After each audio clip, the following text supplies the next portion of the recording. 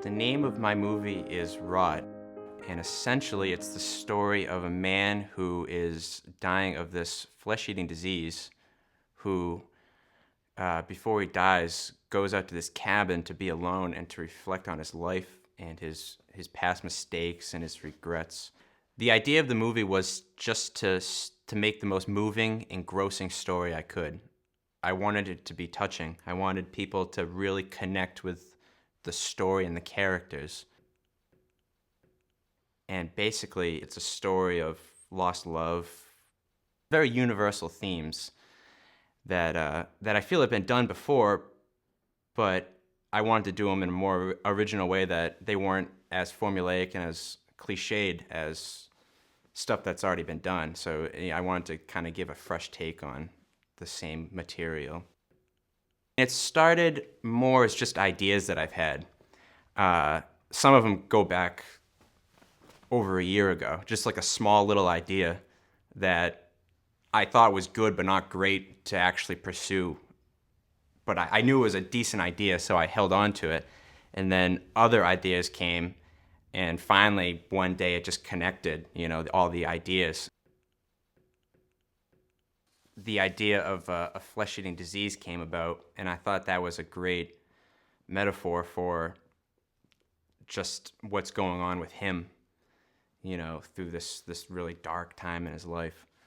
And when I started telling people about it, they thought that it was such a good idea that I really had no choice but to make the movie, because everyone knew that it was a really powerful idea, really moving.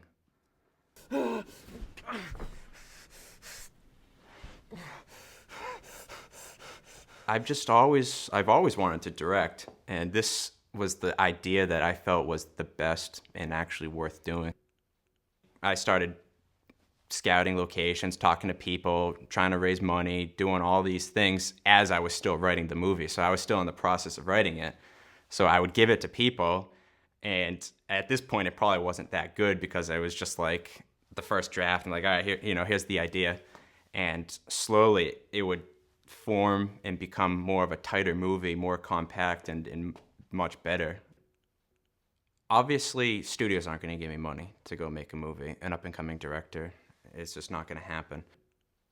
The first part of Rot, I funded myself with all my money. And unfortunately, when we got back in to complete it, I didn't have any more money. So I had to turn to crowdfunding to raise the rest of it. And I thought that it was just going to be family and friends, but surprisingly, a lot of people did donate to the movie that just came across it and just thought it looked cool. They liked the idea and they believed in it, and that's the only reason that they donated their money.